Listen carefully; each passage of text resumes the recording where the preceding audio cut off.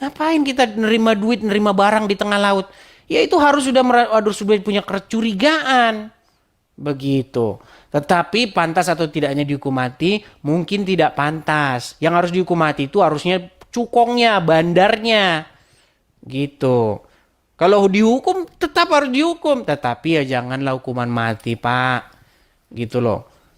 Ya paling tidak hukumannya berapa, 10 atau 20 tahun. Begitu biar kapok, biar jerah. Biar orang tidak sembarangan angkut-angkut tengah laut. Gitu. Yang dihukum mati itu ya itunya. Bos-bosnya itu. Yang punya barang itu. Yang harus digantung. Ya alun-alun. Itu. Kan seperti itu. Begitu juga dengan kejadian ini teman-teman. Ya kejadian ini juga seperti itu. Jadi saya minta Bom dengan Rudi Iskariot, kalau misalnya kalian takut naik ke sini, saya naik ke channel kalian. Gimana? Kalau saya naik ke channel kalian, kira-kira sanggup nggak kalian? Karena kalau dia naik ke sini, banyak alasannya teman-teman. Saya naik ke sana, diturunkannya. Seperti itu ya. Oke, ini mungkin coba ini ada penentang ini. Sangat tajam. Yo, sangat tajam. Ya, shalom. Pak nampaknya. Hamba. Yo, silakan Bang. Nyalakan kamera Bang. Sangat tajam.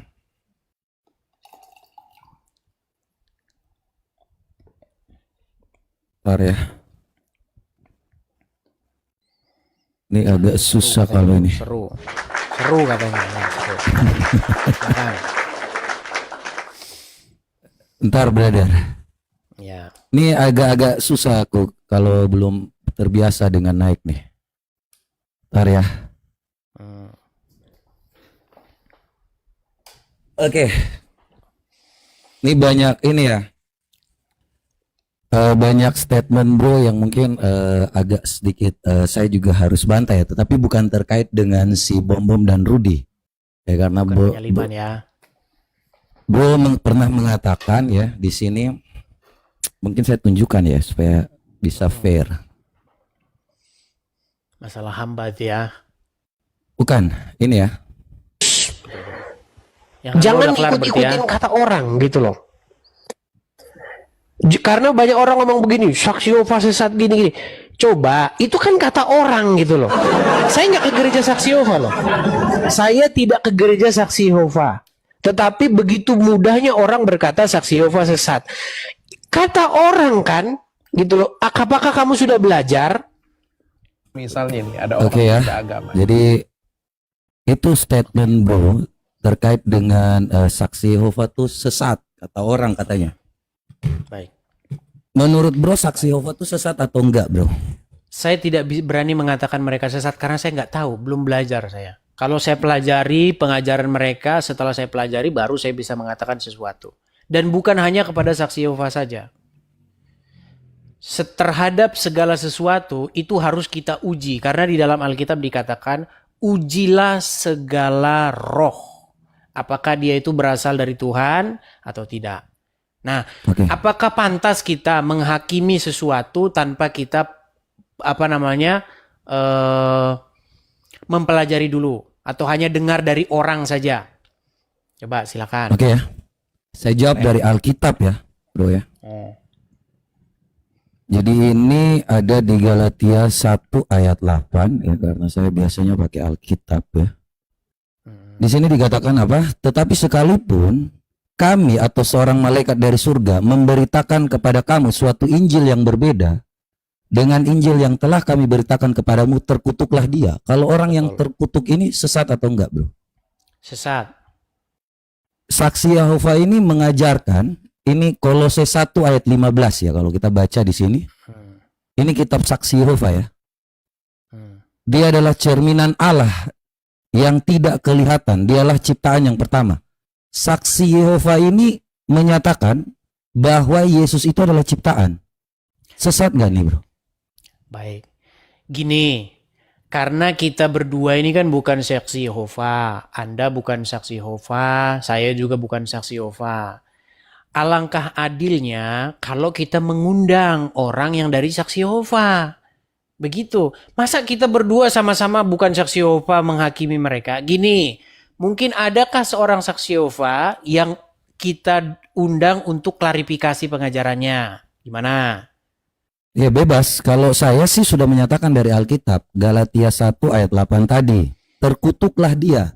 Anda sudah Baik. terkutuk. Anda sudah terkutuk. Sekarang begini. Saksi Yehova itu tadi Anda sudah bilang sesat. Nah kan? Baik. Pertama-tama saya jawab begini. Saya tidak pernah mengatakan saksi Yehova itu sesat atau tidak sesat. Saya tidak mengatakan bahwa aliran ini sesat. Karena saya sendiri tidak pernah mempelajari ajaran mereka. Yang menjadi pertanyaan kita begini. Apakah pantas kita menghakimi seseorang sementara seseorang tersebut tidak pernah bahkan sekalipun kita ajak bicara? Coba Enggak. selama kita diskusi ini pernah nggak Jadi gini. Bang Mata Pisau mengundang seorang saksi Yehova? Jadi gini Bang Edis, saksi Yehova mengatakan bahwa Yesus itu ciptaan. Ya, ini ciptaan. Apakah saksi Iya, Yehova tapi itu sesat? orang saksi Ini tadi Yehovanya mana? Orang saksi Saya Yehovanya mana? saya sudah pernah diskusi dengan saksi Yehova. Ya kan? Dia mengakui ini kitab mereka, Bro Edis. Tadi yang saya sudah tampilkan. Berdasarkan hal yang mereka katakan, Kolose 1 ayat 15, ya Yesus adalah ciptaan. Kalau Anda baca di Galatia 1 ayat 8, ya ini sudah dibilang terkutuk orang yang mengajarkan Injil yang berbeda. Saksi Yehova mengatakan Yesus itu ciptaan. Terkutuk atau tidak saksi Yehova ini? Baik. Oke, coba dibalik dulu. Ya, bentar. Oke. Jadi begini ya, Bang Mata Pisau. Pertama-tama, kita kalau bicara sesat menyesatkan tuh harus hati-hati. Saya sekalipun berbeda dengan orang-orang, saya jarang sekali mengatakan seseorang itu sesat. Gini, Ezra Soru pernah berkata, dia Ezra Soru yang sering diajak menjadi orang bertanya tentang Tritunggal, pengusung konsep Tritunggal dan lain sebagainya.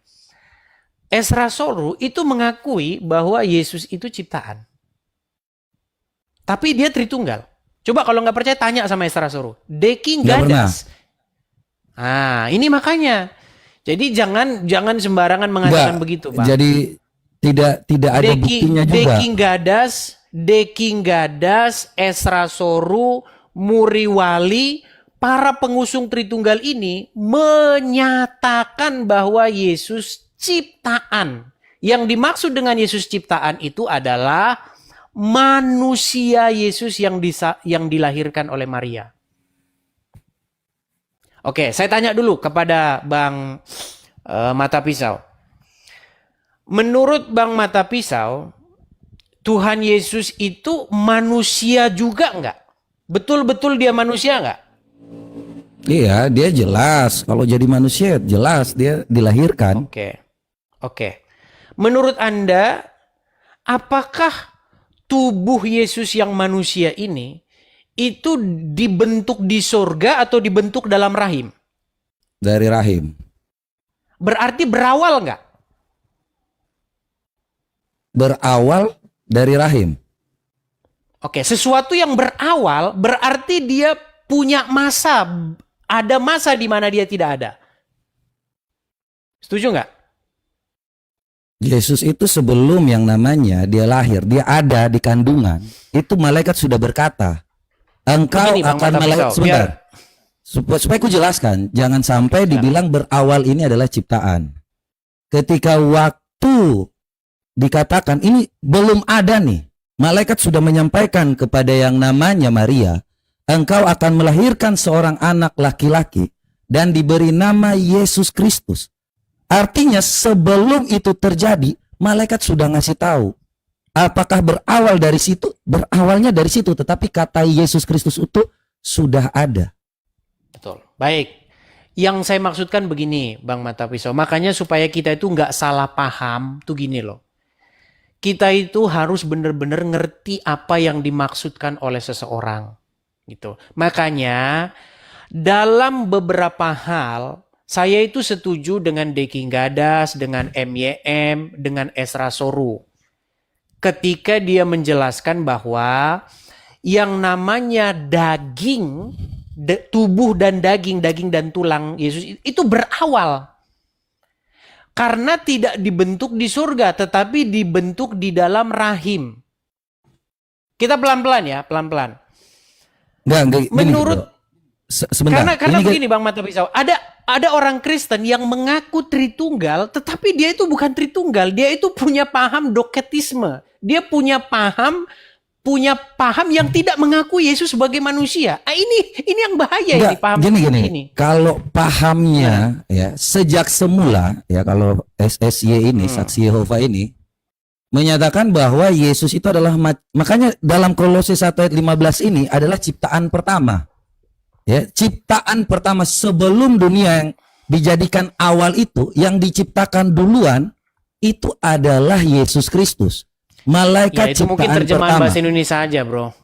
Itu Iya, mungkin terjemahan bahasa Indonesia. Saya tidak sedang membela Saksi Yehova. Gini saja, saya nggak mau mewakili Saksi Yehova karena saya bukan Saksi Yehova. Bisa jadi mereka ini sesat nih pemahamannya, salah. Bisa jadi benar. Makanya saya tidak mau menyimpulkan atau ikut-ikutan dengan orang banyak. Bukan, Begitu saya gini, ini kan Saksi Yehova ini ya punya kitab sendiri, bro. Ya, semua kitab Saksi Yehova ini mereka tidak menganggap Roh Kudus. Ya, tidak pernah Ya, mengetahui bisa tentang Roh Kudus. jadi. Nah, Bisa kalau jadi di dalam pemahaman mereka salah, bisa jadi. Cuman alangkah fairnya kalau kita undang mereka gitu loh. Kira-kira etis nggak gini, Bang Bro Mata Pisau, gini bro. Etis nggak kalau 5 orang mengatakan Anda sesat, tapi Anda sendiri nggak pernah berhadapan berjumpa dengan mereka? Kan nggak etis kan? Betul nggak? Iya, saya sudah bertemu dengan beberapa saksi Yehova ya kalau di rumah Saya belum pernah. Nah, Mungkin jelas. ada seorang saksi Yehova datang ke sini berdebat dulu dengan saya, biar saya bisa mengambil satu kesimpulan terhadap apa yang dipahami oleh mereka. Coba kalau Iya. ada seorang saksi Yehova yang naik ke sini, mungkin bisa diskusi dengan saya berani mengatakan sesuatu terhadap mereka. Karena saya belum pernah, saya belum tahu. Bahkan saya nggak tahu saksi Yehova itu apa. Nggak tahu saya. Setahu saya saksi Yehova itu, setahu saya ya, mereka itu orang-orang yang menyebarkan Injil dari pintu ke pintu. Saya beberapa kali ketemu dengan mereka, orangnya baik-baik, orangnya bagus-bagus. Ya, kalau yang saya sampaikan ini adalah kebenaran dari Alkitab. Artinya Tritunggal ini sudah jelas ya, kalau Alkitab ini menjelaskan tentang ketritunggalan. Ya. Sekalipun tidak ada Tapi kata satu-satu, Tritunggal, bro. Bapa, Jangan Putra. satu-satu, bro. Karena Ya, sebentar, kan- saya jelaskan dulu supaya Silakan. kita tahu bahwa Injil yang kita pakai ini dalam Alkitab Sabda itu mengajarkan sangat jelas tentang ketritunggalan, kesetaraan antara Bapa, Putra, dan Roh Kudus. Nah, kalau saksi Yehova mereka penganut Allah tunggal, Allah yang tidak mengakui Yesus itu dengan kesetaraan dengan Bapa, kesetaraan antara Yesus dengan Bapa. Jadi mereka itu memakai Injil yang berbeda, dan kalau ada orang yang membaca tentang Injil yang berbeda, mereka tetap dikatakan sangat jelas ya bahwa mereka adalah sesat, terkutuk. Galatia 1 ayat 8 ini sudah sangat jelas. baik, Ya, kita angkat silakan. dulu ya. Baik. Silakan. Begini, bro. Saya setuju bahwa kalau ada orang yang memberitakan Injil yang lain daripada yang diberitakan oleh para rasul, itu memanglah adalah Injil neraka, Injil yang berasal atau Injil palsu. Saya setuju. Tetapi untuk mengatakan bahwa saksi Yehova, bukan cuma saksi Yehova, bahwa Kristen sekte ini, ortodoks lah bla bla, membawa pengajaran Injil yang lain, jangan buru-buru. Jangan buru-buru mengatakan begitu. Sebaiknya diadakan dulu diskusi. Jangan-jangan hanya sebuah kesalahpahaman. Inilah yang membuat sesama Kristen itu banyak berdebat dan banyak bertikai pada zaman dulu. Begini, dulu kita harus berkaca kepada sejarah kita, sejarah agama kita yang penuh air mata. Ada konflik yang sangat parah, bahkan sampai bunuh-bunuhan antara Kristen dengan Katolik. Zaman-zaman indulgensi, tahu? Ya, Ditanya. saya kira itu Salah. indulgensi itu kan pembelian terhadap dosa kan. Jadi adalah pembelian terhadap dosa. Tapi kita nggak melebar, Bro Edis. Kita Iya, maksud saya lebih begini, fokus maksud saya, kepada- saya kasih contoh gini. Saya kasih contoh tentang bagaimana biasanya ini kita harus ya. Saya kasih kuncinya gini. Mau percaya mau enggak? Gini. Jadi banyak oknum-oknum, saya tidak bilang semua ya. Banyak oknum-oknum petinggi-petinggi gereja itu mereka itu adalah hamba uang. kita harus tidak bicara itu personal. Sebentar, Bro. biar saya selesaikan dulu. Nanti gantian ngomongnya. Gini. Baik. Para pemuka-pemuka agama yang mereka ini hamba uang, biasanya mereka itu akan melakukan framing kepada jemaat. Jangan gereja di sini karena sesat. Nah, dengan modal sedikit itu saja, itu membuat mereka tidak mau ke gereja sebelah karena nanti takut perpuluhan berkurang. Kita harus akui itu. Tetapi banyak juga hamba Tuhan yang betul-betul dia melayani Tuhan dengan tulus, bukan dengan motivasi hamba uang. Makanya saya mengatakan begini, coba sebelum ngomong sesuatu itu sesat, diperiksa dulu dengan sesama. Jangan hanya ikut-ikutan aja. Latah kita mengatakan sesuatu sesat tanpa memeriksa. Terus kita ke esensi. Gini bro, kalau kita ngomong masalah ketidaksetaraan, itu ada. Kesetaraan juga ada. Jadi kalau kita mau ngomong antara Bapa, Putra, dan Roh Kudus, ada kesetaraan, ada ketidaksetaraan loh. Coba, tolong bukakan. Apakah Bapa dengan Putra itu setara? Ya setara dan tidak setara. Jawabannya itu dua-duanya benar. Makanya jangan buru-buru mengatakan sesat. Coba ya. Silakan. Makanya kita itu harus paham betul-betul bahwa Yesus itu sungguh-sungguh, Tuhan Yesus itu sungguh-sungguh manusia. Nah ya.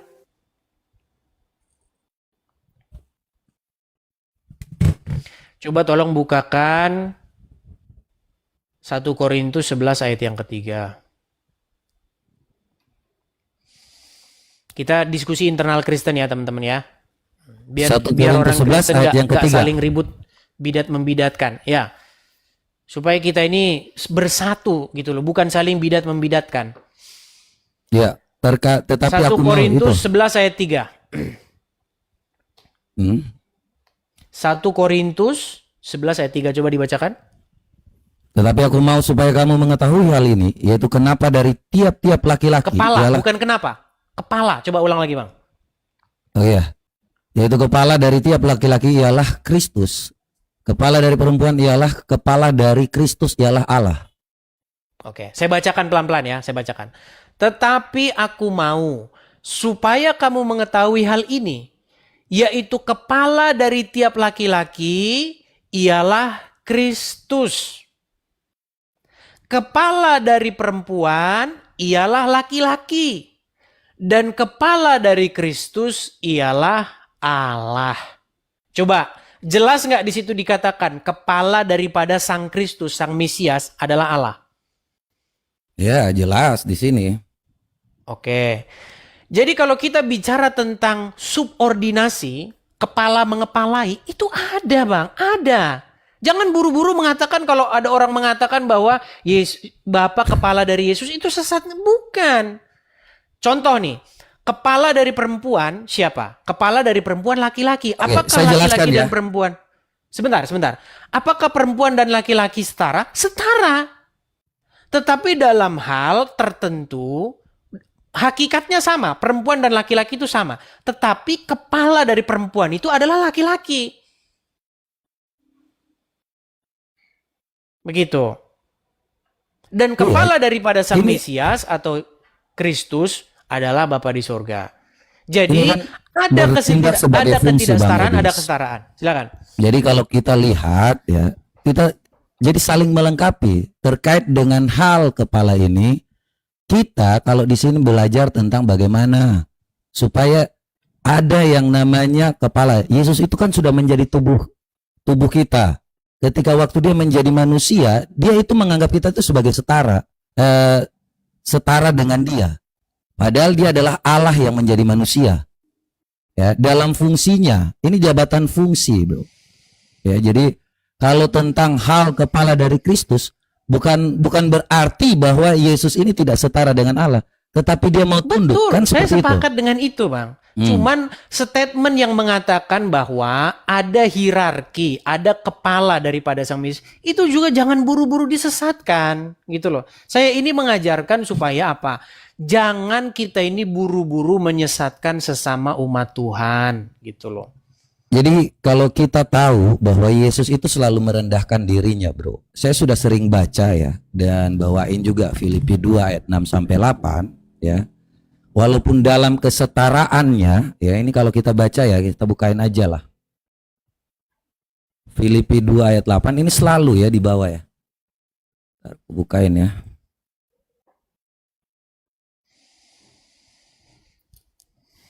Ini ya. Jadi Yesus itu dalam kesetaraannya jelas ya. Kalau ini dia selalu mengatakan bahwa dia itu harus yang namanya menjadi manusia.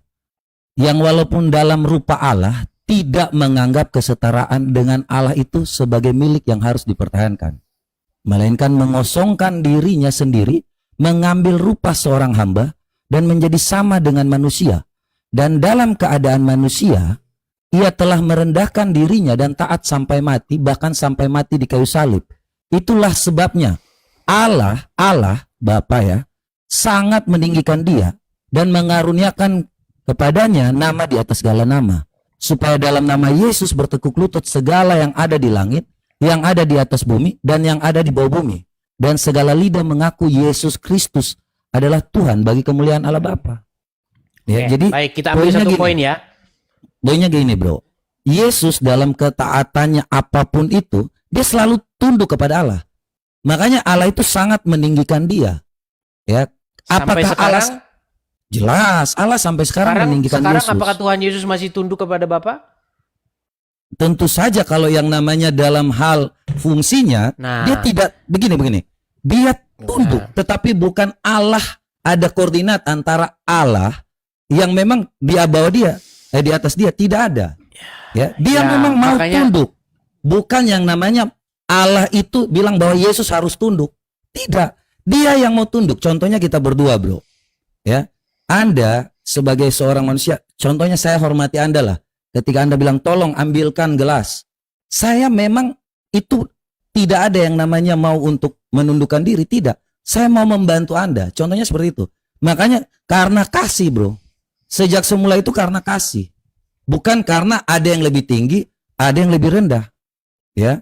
Jadi dia tunduk, menundukkan diri, bukan Allah menundukkan dia, tidak. Iya, makanya Silakan. saya bilang ini kan sebenarnya soal komunikasi bahasa saja yang tidak saling memahami. Maksud saya begini, yang saya katakan itu janganlah buru-buru mengatakan kalau orang mengatakan demikian itu sesat. Diperiksa dulu. Contoh ya, contoh. Kalau ada seseorang mengatakan begini, Tuhan Yesus sampai sekarang itu melakukan apa yang disuruh oleh Bapa di sorga.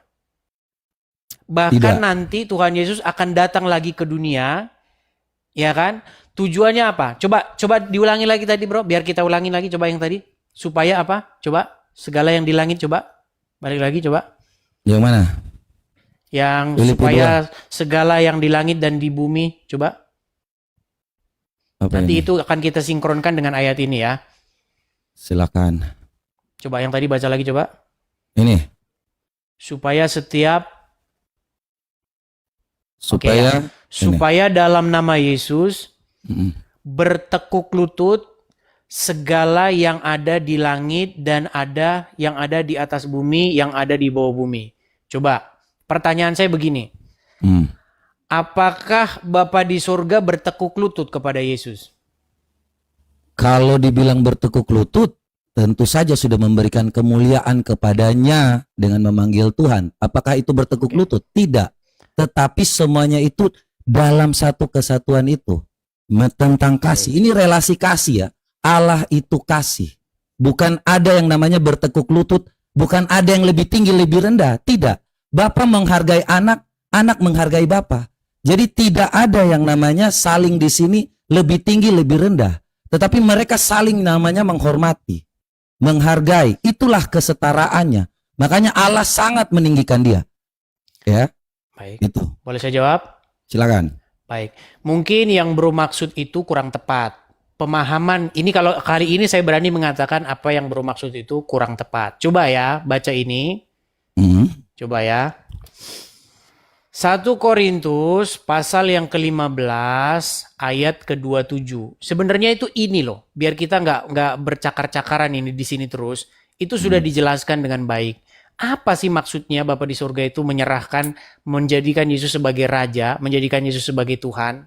Maksudnya itu biar ngapa gitu loh. Nih, 1 Korintus 15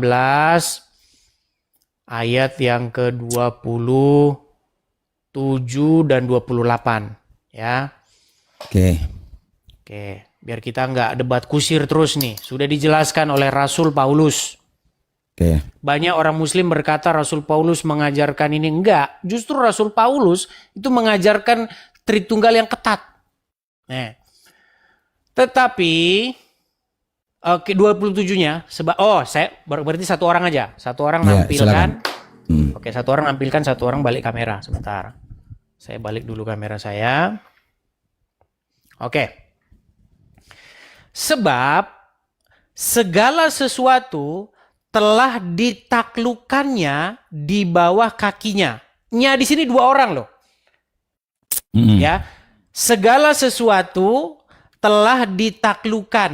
Nya di yang pertama ini merujuk kepada Bapa di sorga. Siapa yang menaklukkan di bawah kaki Yesus, yaitu Bapa di sorga. Sekali lagi, saya bacakan. Sebab segala sesuatu telah ditaklukkan Bapa di sorga di bawah kaki Kristus. Karena pakainya di sini, saya gantinya yang dimaksud di sini siapa ya? Karena segala sesuatu telah ditaklukkan Bapa di sorga di bawah kaki Yesus. Tetapi kalau dikatakan bahwa segala sesuatu, itu ada tanda quote and quote itu, tanda kutip tuh. Tetapi kalau dikatakan bahwa segala sesuatu telah ditaklukkan, maka teranglah bahwa ia sendiri yang telah menaklukkan segala sesuatu di bawah kaki Kristus, yaitu Bapa di sorga yang menaklukkan segala sesuatu di bawah kaki Kristus. Oke? Itu tidak termasuk di dalamnya. Jadi kalau kita buka Filipi tadi, itu sinkron dengan ayat ini. Segala sesuatu di langit dan di bumi itu akan ditaklukkan di bawah kaki Yesus. Tetapi Bapa di surga tidak termasuk di situ karena dia kepala daripada Yesus itu sendiri. Lalu di ayat 27, agak naik ke atas. Kalau teman-teman dari tetangga sebelah mendengar pengajaran Kristen, pasti mereka jadi orang Kristen. Kalau mereka dengar ajaran Kristen yang benar, pasti mereka jadi Kristen. Oke, silakan. 20 ininya, 28-nya. Tetapi kalau segala sesuatu telah ditaklukkan di bawah kaki Kristus, maka ia sendiri, yaitu Yesus, ia sendiri sebagai anak akan menaklukkan dirinya di bawah kaki dia, Sang Bapa di surga, yang telah menaklukkan segala sesuatu itu di bawahnya, di bawah Yesus. Supaya apa? Supaya Allah, Bapa di surga, menjadi semua di dalam semua. Jadi itulah fungsinya Bapa di surga menjadikan Yesus sebagai Tuhan. Oke, saya jawab ya.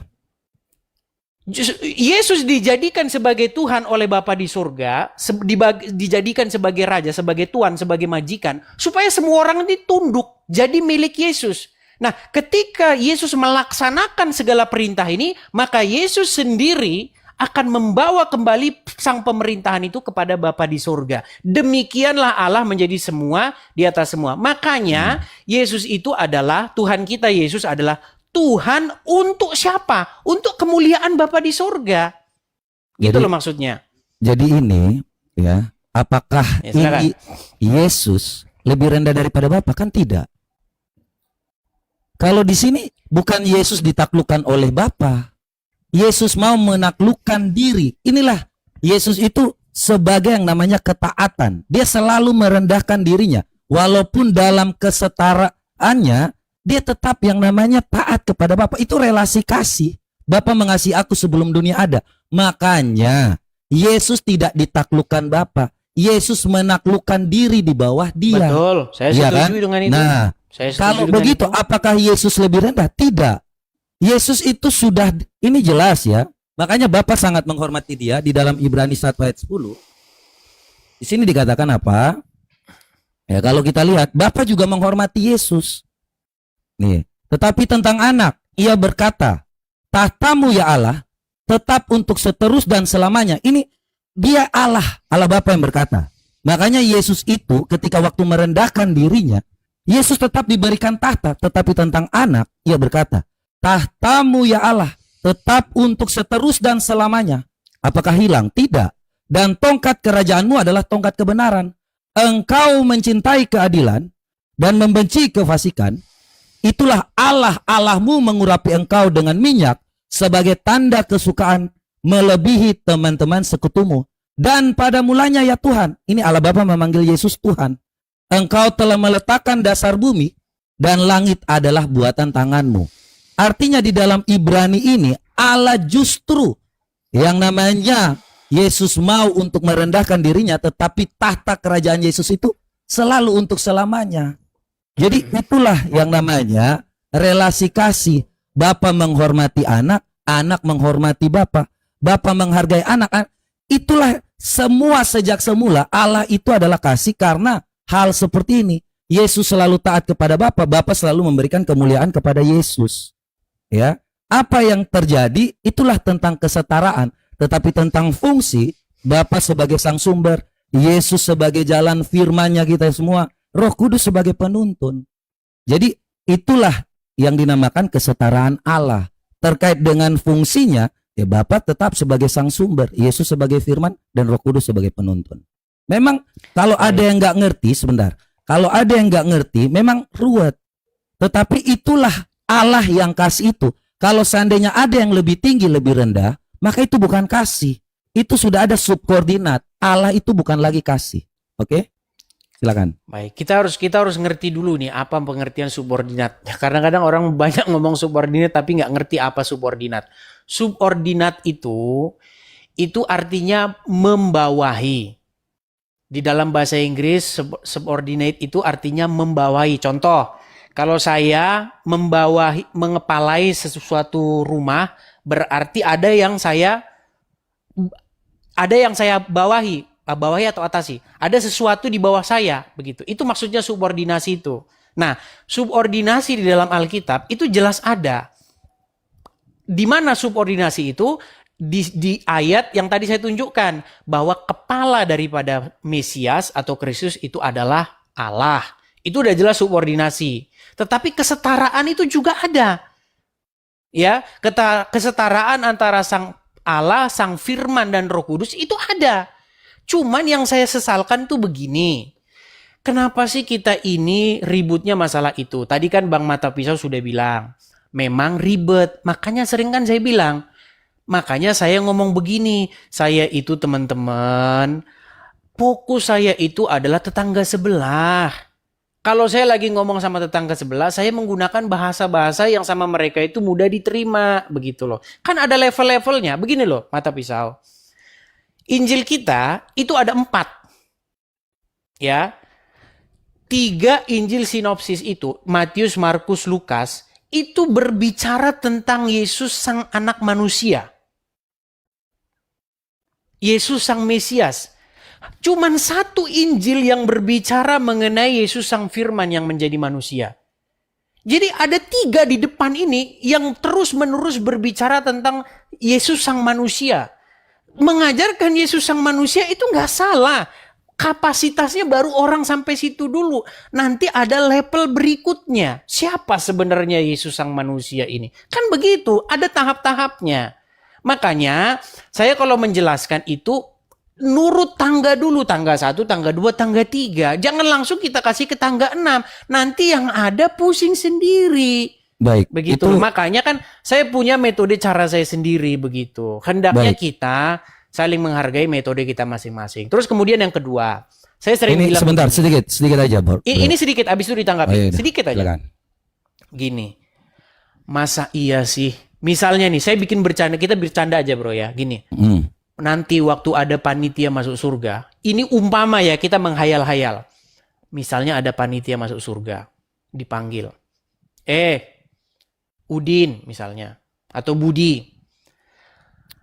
Menurut Anda nih, menurut Bang Mata Pisau nih, yang dilihat nanti kalau ujian masuk surga, apakah seseorang itu melakukan firman Tuhan atau membahas hal-hal yang kayak begini-begini? Contoh, Budi, ya setara atau enggak? Enggak tahu, neraka. Atau Budi, ada kesetaraan enggak? Oh, setara, surga. Bukan karena itu loh. Keselamatan itu bukan karena hal-hal seperti itu. Itu namanya ujian masuk sekolah teologi. Yang saya konsentrasikan itu adalah supaya kita itu mengasihi Yesus, mengasihi Tuhan Yesus dengan cara melakukan firman Tuhan. Contoh, Budi, apakah kamu membalas si Udin yang berbuat jahat kepada kamu? Oh enggak, saya tetap mengasihi dia. Itu fokus kita ke situ loh. Bukan soal setara atau tidak setara. Masalah setara atau tidak setara, itu bukan sesuatu yang menentukan keselamatan itu. Oke, saya Begitu jawab dalam ya. versi saya. Silakan. Oke. Jadi kalau tentang yang namanya kesetaraan atau tidak ya, jelas kalau saya sudah katakan bahwa saya tegas menyatakan bahwa saksi Yehova itu sesat. Karena tidak ada kesetaraan di dalam Alkitab. Mereka menyebut bahwa Yesus itu hanya sekedar Tuhan. Ya, bukan Tuhan, ya. Dan kalau kita membaca ini tentang yang namanya Saya harus catat ya, biar saya tanggapi satu-satu ya. baik. Terkait dengan ini ya, tadi Bang Edis juga udah mengatakan ya bahwa saudara-saudaraku yang kekasih, janganlah percaya akan setiap roh, tetapi ujilah roh-roh itu, apakah mereka berasal dari Allah, sebab banyak nabi-nabi palsu yang telah muncul dan pergi ke seluruh dunia. Demikianlah kita, ya, ini kita yang berasal dari Allah, kita yang mengetahui tentang Allah. Setiap roh yang mengaku Yesus Kristus telah datang sebagai anak manusia berasal dari Allah.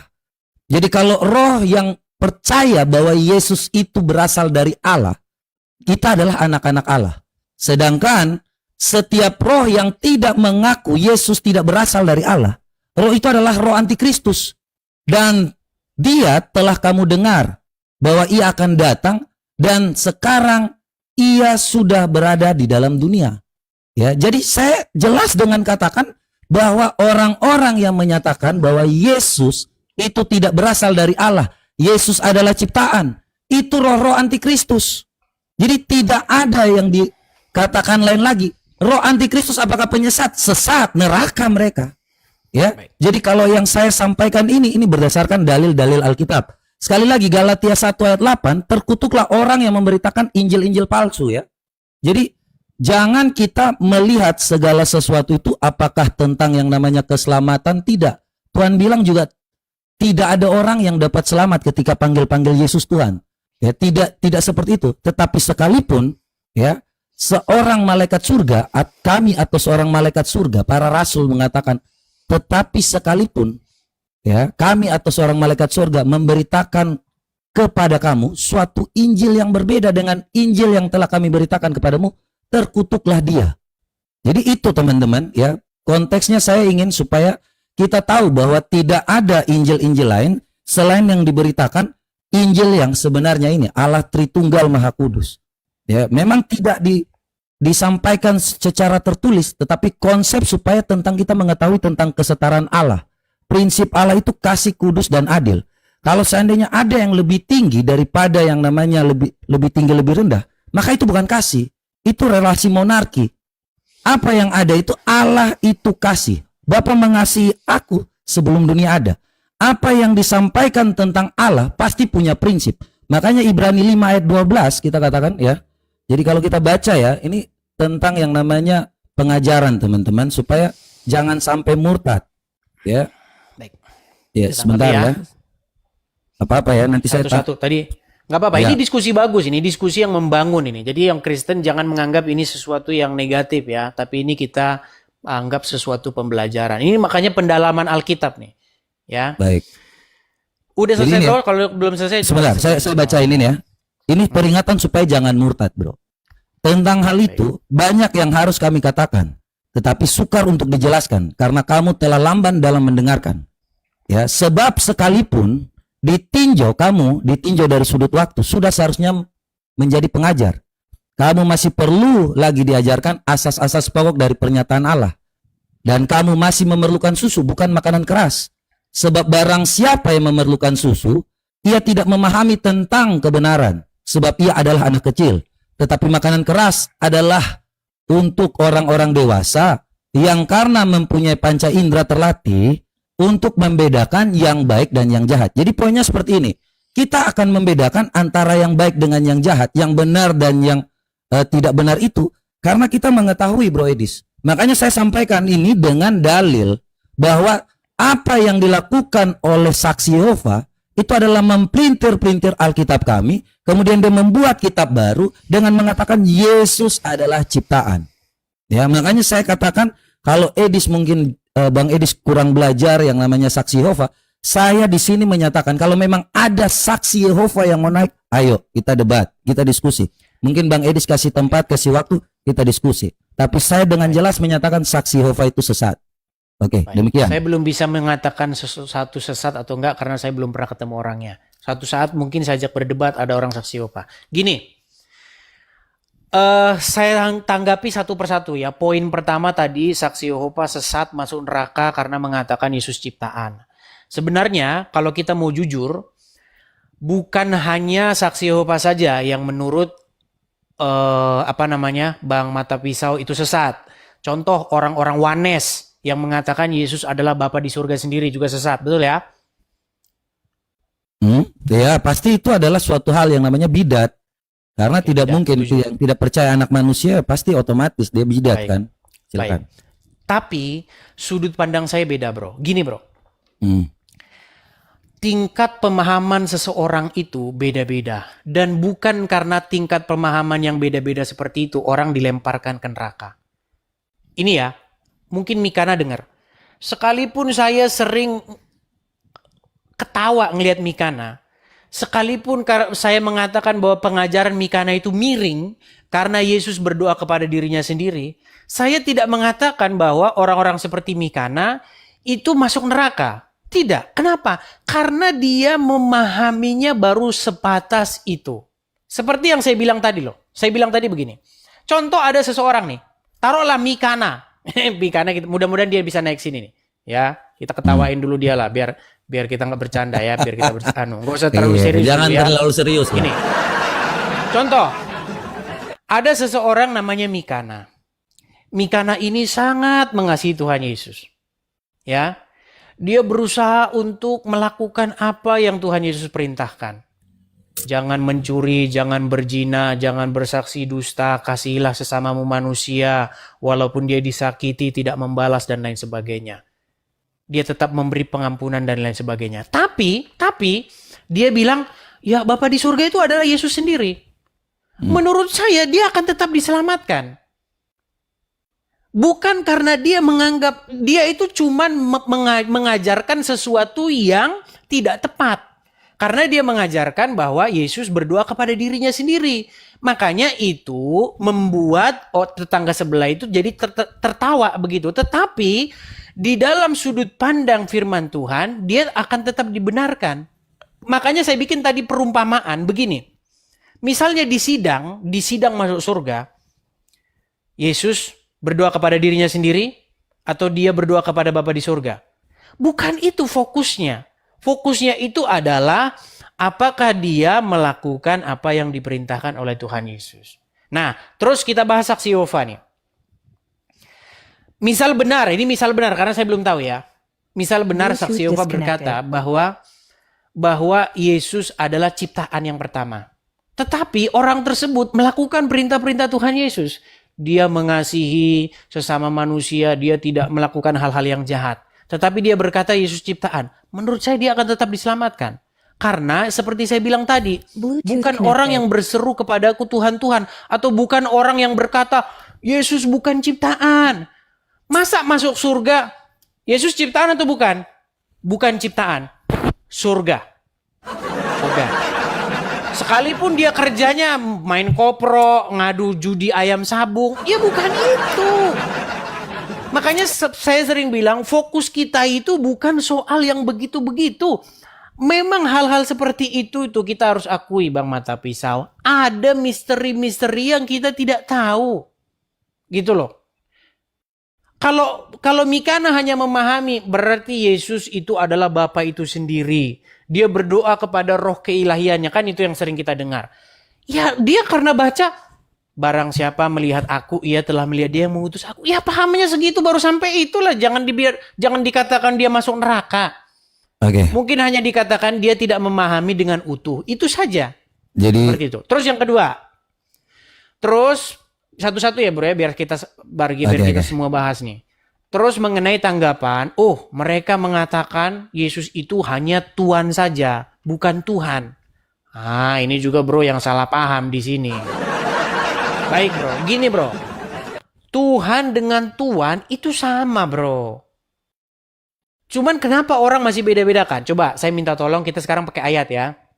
Kalau tadi kita hanya sekedar coba bukakan dulu, biar saya aja yang tampil kamera ya. Oke. Yohanes pasal keempat.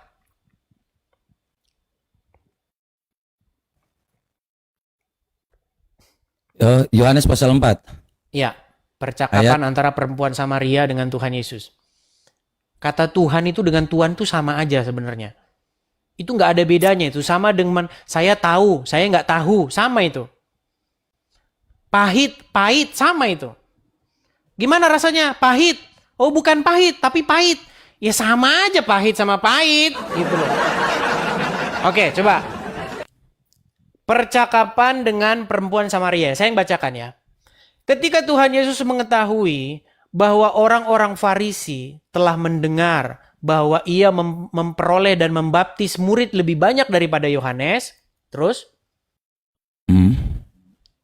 meskipun Yesus sendiri sebenarnya tidak membaptis melainkan murid-muridnya, ia pun meninggalkan Yehuda dan kembali ke Galilea.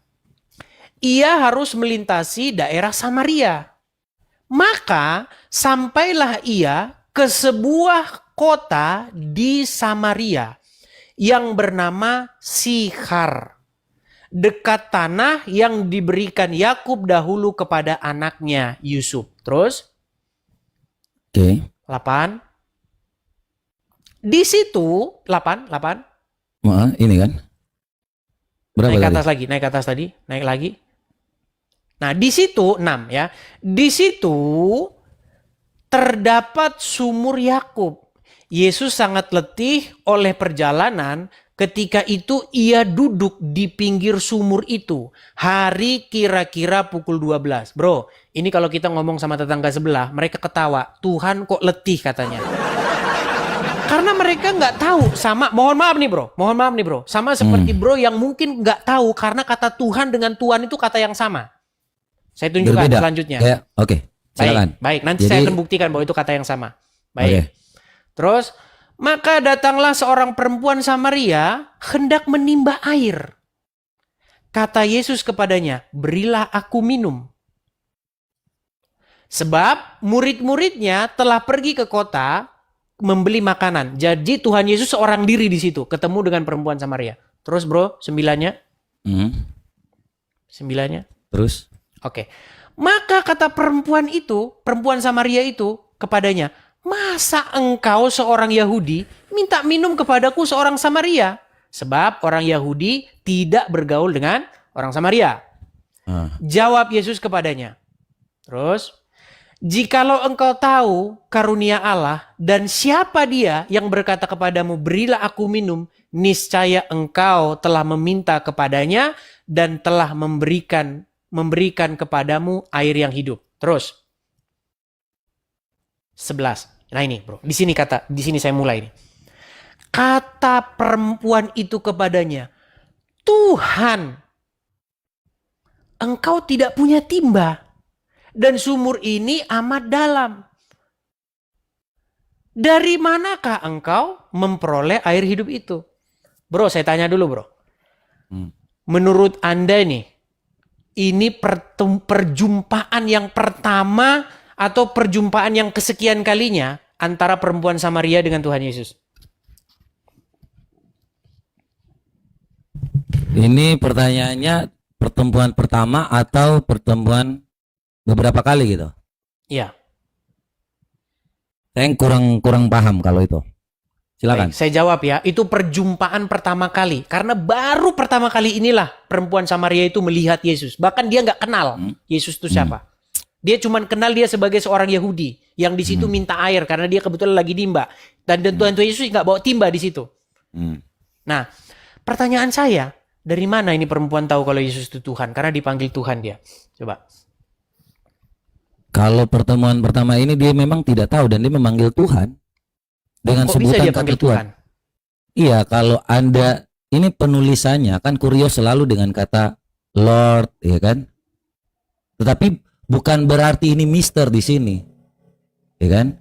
Ngerti nggak? Maksudnya memang dia tahu dia akan menyebut kata Tuhan. Tetapi kalau kita baca di sini juga, Bro Edis, ya dalam Alkitab itu, kalau Anda mengatakan hanya Tuhan, Tuhan, Tuhan sama dengan Tuhan, di Kejadian 4 ini juga mengatakan 2 ayat 4 ya.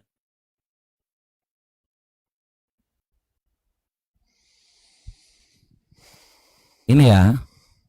Demikianlah riwayat bumi diciptakan ketika Tuhan Allah menjadikan langit dan bumi. Jadi kalau kata Tuhan itu jelas ya untuk suatu hal yang namanya pencipta. Semua yang disampaikan ini di dalam Alkitab memfokuskan kata Tuhan itu kepada yang namanya Yesus yang menjadikan langit dan bumi. Tidak sama kalau Tuhan itu jelas hanya untuk dari manusia kepada manusia yang lain, tuan dan budak. Sedangkan kalau yang namanya Tuhan itu ada digambarkan di dalam Alkitab ini adalah pencipta langit dan bumi. Yesus apakah pencipta langit dan bumi? Nih, kalau di hal yang namanya ditranslate seperti ini supaya mengerti bahwa ini tentang yang namanya ketuhanan Yesus untuk disampaikan aja bahwa ini dia memanggil Yesus. Gini bro, maksud saya begini bro. Kan perempuan itu baru pertama kali nih. Makanya saya sering bilang begini. Kata Tuhan tuh sebenarnya nggak ada dalam Alkitab kita. Karena Alkitab kita itu bukan bahasa Indonesia aslinya ditulis bro. Dan perempuan itu pasti tidak manggil Tuhan. Karena dia nggak bahasa Indonesia. Iya Perempuan betul. itu bro. Tetapi Perempuan dalam Samaria hal itu.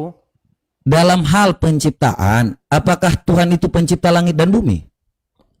Bukan, tadi kan bro kan membahas begini, saksi Yehova sesat karena bilang Yesus itu Tuhan, bukan Tuhan. Saya bilang, saya nggak membela saksi Yehova, bahkan saya nanti di sini kalau ada saksi Yehova naik mungkin saya berdebat dengan dia. Kata Tuhan dengan Tuhan itu kata yang sama bro. Dan inilah yang sering dipermasalahkan yang menjadi sumber perdebatan kita dengan tetangga sebelah. Makanya kembali lagi saya tanya tadi. Itu perempuan kan baru pertama kali ketemu dengan Tuhan Yesus. Kok bisa-bisanya dia bilang Tuhan? Jadi, dari mana dia tahu sebentar. kalau Yesus Tuhan? Sebentar Gitu bro, saya jawab sedikit ya. Kalau kata Tuhan itu jelas karena punya keilahian. Yesus itu kalau diterangkan dalam Bukan, Alkitab masalahnya begini, ini, perempuan itu kan tidak tahu Yesus punya Betul. keilahian atau enggak. iya kalau Anda mau berasal dari kata Tuhan, benar. Berasal dari kata Bukan. Tuhan. Kenapa? Kita bukan bahas esensi Tuhannya. Gini bro, kita bukan bahas esensi kata Tuhan. Kita membahas mengenai logika yang terjadi di dalam sebuah percakapan itu. Iya, makanya Bagaimana bro. Gini. Bro, kalau ini Tuhan ini yang ada di dalam Alkitab itu karena ada keilahian. Makanya Yesus itu selalu dikatakan Tuhan karena keilahiannya. Jadi penjelasan kata Tuhan dalam Alkitab memang bukan hanya Tuhan saja, tetapi Tuhan itu lebih di atas kata Tuhan. Karena Tuhan itu hanya antara manusia, sesama manusia. Bukan. Yang Tuhan saya dan maksudkan begini budak. loh. Sebentar, Begini loh bro. supaya ngerti. Kenapa ditambahkan kata Tuhan? Supaya menjelaskan tentang keilahian Yesus Kristus. Apa yang disampaikan ini tentang keilahian. Jadi kata Tuhan itu tentang keilahian bro. Dia menciptakan, Baik. dia melakukan segala sesuatu. Sedangkan kata Tuhan, dia tidak lebih tinggi daripada Tuhan. Dia hanya sekedar Baik. antara manusia, Tuhan dan hamba. Tuhan dan hamba. Contohnya, Baik. ya kalau kata Mister itu juga dipanggil Tuan, Tuan laki-laki. Tetapi Lord berbeda lagi dengan Lord of the Lord, Lord of Lord. Kemudian ada hanya Tuan, Mister saja. Jadi itu perbedaan-perbedaan ya, supaya kita harus memahami dan mengerti apa yang ada dalam Alkitab ini. Ini pun juga bagaimana kalau seandainya kata Tuhan saja, Tuhan Allah. Artinya apa? Di sini hanya sebuah manusia. Tapi karena ada kata Tuhan, makanya ini ada keilahian. Ya. Itu. Kalau memang sumber kata Tuhan ya memang dari Tuhan. Tetapi berbeda antara Tuhan dan Tuhan. Tidak sama. Ya, jadi kalau mau dibilang sama tentu tidak sama. Kalau memang harus mau dibilang untuk yang namanya sama ya Tuhan-Tuhan aja. Tetapi karena kenapa ditambahkan Tuhan, jelas gelarnya punya keilahian. Berarti perempuan itu tahu bahwa Yesus itu adalah Tuhan pencipta langit dan bumi ya. Jadi ini penjelasan supaya kita mengetahui ya tentang keilahian Tuhan. Maksud saya kan sang perempuan itu kan memanggil Yesus dengan kata-kata Tuhan. Berarti sang perempuan tersebut tahu bahwa Yesus itu adalah pencipta langit dan bumi. Kita nggak lagi diskusi tentang yang namanya kata Tuhan itu. Dia sebutkan kata Tuhan. Dia Bukan, tadi kan kurios pun. Kalau tertulis di sini pun kurios, tetapi kurios menunjuk kepada tadi kan Bro keilahian. mengatakan bahwa kata Tuhan dengan kata Tuhan itu beda. Berbeda. Kata Tuhan itu hanya antara relasi manusia dengan manusia. Tuhan itu karena punya keilahian. Dia pencipta langit dan bumi. Ya. Baik. Berarti di situ perempuan tersebut menyapa Tuhan Yesus dengan kata-kata Tuhan. Setuju? Loh, kalau dibilang, kalau di situ tadi sudah aku bilang, kalau kata Tuhan silahkan dipakai. Tetapi kenapa Yesus itu selalu yang namanya, dengarkan ya Bro Edis, ngerti ya? Ketika dia mengatakan seperti ini, apakah di situ dia memanggil Tuhan? Tetap kurios-kurios kan, Tuhan kan? Tetapi LAI menerangkan di sini supaya kenapa ada Tuhannya? Supaya penegasan ini tentang keilahian. Kurios itu kan kata Tuhan aja sebenarnya. Anda maksudkan ya, itu seperti sudah Bro jelaskan itu biar ya, nggak silakan. Saya sudah ngerti. Sudah ya, ngerti silakan. kok saya maksudnya. Maksud saya begini, yang saya tanyakan, ketika perempuan tersebut memanggil Yesus dengan panggilan Tuhan, sebenarnya itu kan pengertiannya perempuan tersebut memanggil Yesus dengan panggilan Tuhan kalau bahasa Indonesia. Betul. Setuju. Betul, setuju. Makanya saya bilang Bro, sebenarnya Tuhan dengan Tuhan itu sebenarnya sama saja. Bapa di surga itu juga Tuhan. Gitu loh. Beda Kenapa Bro, ketika ada kata Tuhan itu supaya untuk keilahian, gelar tertinggi Bro. Iya, tetapi kan perempuan tersebut tentu tidak sedang mengatakan keilahian. Karena kan kita bicara konteksnya kan diskusi antara Tuhan Yesus dengan perempuan Samaria. Bagaimana mungkin perempuan Samaria itu tahu bahwa itu adalah keilahian? Kan tentu tidak. Betul, tapi kalau ditulis di sini dengan kata Tuhan untuk menerangkan tentang yang dipanggil itu Tuhan Yesus. Bukan hanya sekedar Tuhan saja. Maksudnya itu berarti kepada pembaca. Maksudnya kepada pembaca kita kan? Betul. Bukan kepada si perempuan itu kan? Betul.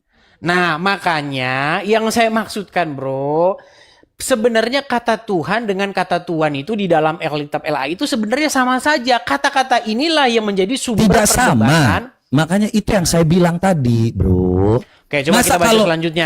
Coba kita baca ini. Ini apakah hanya Tuhan Allah saja? Kan itu ini beda ada Bro. Tuhan huruf besar semua. Makanya, itu beda dengan Tuhan yang T-nya huruf kecil. Betul sekali. Makanya itu tentang keilahian Yesus supaya menyempurnakan yang namanya Yesus itu. Makanya aku bilang dari sejak awal, keilahian Yesus dikatakan Tuhan supaya kita mengerti tentang kesetaraannya dengan Allah. Bukan yang namanya hanya Tuhan-Tuhan saja. Makanya kalau kita baca di dalam kitab Saksi Yehova, nih ya, supaya kita ngerti ya teman-teman semua tentang perbedaan antara, ini kitab Saksi Yehova saya bukakan. Ya. Nah, di sini contohlah Filipi 2 ayat 11, ya. Dan semuanya harus mengakui di depan umum bahwa Yesus Kristus itu Tuhan demi kemuliaan Allah Bapa. Ya, artinya di sini mereka hanya menyebut Yesus itu Tuhan bagi manusia saja. Kita adalah budaknya. Itu kan? Kita adalah hambanya. Dia tidak mengatakan tentang keilahian Yesus. Makanya Tuhan itu harus disematkan kepada Yesus supaya tahu tentang keilahian dan kesetaraan dia dengan Allah Bapa. Coba Oke. bro, buka 1 Korintus 6 ayat 14 coba. 1 Korintus 6 ayat 14. Silakan. Makanya saya itu tidak cepat-cepat menyalah-nyalahkan saksi Yehova, teman-teman. Saksi Yehova itu sebenarnya ingin menjelaskan kata Tuhan dengan kata Tuhan itu sama saja. Cuman kalau saksi Yehova bilang Tuhan dengan Tuhan nggak sama, ya berarti mereka juga salah gitu. Coba Ya, silakan. dibaca dulu bro. Allah yang membangkitkan Tuhan. Oke, akan membangkitkan kita juga oleh kuasanya. Coba, Allah membangkitkan Tuhan. Gini bro, kalau misalnya ini Anda bawa bahasa-bahasa seperti ini, kalau Anda nggak tahu ya, yang Anda diskusikan siapa. Kalau saya ini kepada pihak sebelah nih, RT 6. Coba. Kalau kita menggunakan bahasa-bahasa seperti ini bahasa-bahasa yang bikin mereka pusing. Masa Allah membangkitkan Tuhan? Allah membangkitkan Tuhan tuh gimana? Ya pusing mereka, Pak. Ya, karena memang berbeda. Allah itu mereka sebutan nama. Kalau Allah ini kan hakikat. Tuhan ini gelar. Tuhan dari Tuhan segala itu Allah Tuhan. bukan? Loh, ini beda. Gelar yang berbeda kan. Ini hakikat, ini gelar bro. Ya kan? Iya, Allah membangkitkan Tuhan kan? Oke, berarti Tuhan itu Allah, betul? Tuhan itu Allah. Berbeda gelarnya. Tuhan itu tidak bisa disebutkan. Bukan, Yang pertanyaan namanya saya Tuhan begini. itu Allah beda. Pertanyaan saya begini, Tuhan itu Allah bukan? Tuhan itu Allah atau bukan? Secara keilahian ya.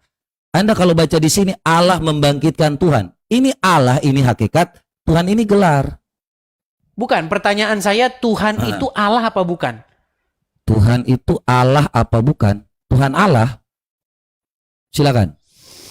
Maksudnya mutar-mutarnya Ya, gimana ini? makanya beginilah. Tuhan bro, itu makanya begini. Tuhan itu Allah. Kok tanyanya agak aneh ini? Saya udah bilang Tuhan itu Loh, bukan gelar. aneh loh pertanyaan. Itu bukan pertanyaan yang aneh. Kalau saya jawab bukan. Ayo. Apa maksudnya? Kenapa bukan Tuhan? Tuhan di situ merujuk kepada Sang Mesias. Jadi Tuhan itu adalah kata ganti untuk Mesias. Bahwa karena begini bro, kita itu nggak sopan menyebut nama. Contoh gini, misalnya saya mohon maaf nih, Misalnya nama ayah Anda itu Budi. Pantas nggak Anda ngomong Budi? Nggak pantas kan? Pasti akan Anda ganti Bapak. Contoh misalnya, presiden kita namanya Prabowo. Pantas nggak kita bilang Prabowo? Nggak pantas kan? Kita ganti dengan kata ganti presiden. Nah, kata Tuhan itu adalah kata ganti untuk Yesus. Ya, Makanya ayat itu gelar maksudnya ilahinya begini. kan. Maksud ayat itu begini. Allah yang membangkitkan Tuhan, Tuhan itu maksudnya Yesus di situ. Kata Iya. ganti untuk Yesus. Karena nggak sopan kalau ngomong Allah yang membangkitkan Yesus. Nggak sopan. Sama seperti begini. Dia ngajak makan Prabowo. Nggak sopan lah. Presiden loh ini. Panggil-panggil namanya. itu Kata bukan- gantinya dikasih Bukan kata ganti, gitu. gelar bro. Ini gelar. Masa tiba-tiba ini kata ganti? Gimana sih ini kata ganti? Saya agak aneh kalau Anda bilang baiklah. kata ganti. Ya mungkin pemahaman Anda baru sampai situ. Ya nggak apa-apa lah. Saya juga tidak menyalahkan. Tapi intinya yang saya katakan tuh begini. Ya, ketika kita membaca Alkitab, ya kita merenungkan itu siang dan malam. Nanti kita akan tahu kok apa yang dimaksud oleh para penulis. Jadi Rasul Paulus itu tidak pernah manggil Yesus dengan seperti kita. Kita masih manggil Yesus. Itu sebenarnya nggak sopan loh. Kita itu nggak boleh panggil Yesus gitu, nggak boleh. Tapi panggil Tuhan. Nah, Rasul Paulus juga dia nggak menulis Yesus kayak manggil temennya aja. Enggak. Tapi diganti dengan kata Tuhan gitu loh. Bahwa Allah yang telah membangkitkan Tuhan, maksud kata Tuhan di situ adalah Sang Mesias kita, yaitu Yesus. Enggak, itu Gitu, biar gelar. kita nggak debat kusir. Jadi gini Jadi bro. kata Idis. Tuhan di situ maksudnya ya Tuhan, Yesus Tuhan, itu sama saja bro. Jadi Tuhan kalau Tapi berhubung sekarang sudah se- setengah 12, gimana kira-kira kita lanjut? Karena yang saya undang Bom-Bom dengan Rudi nggak datang nih.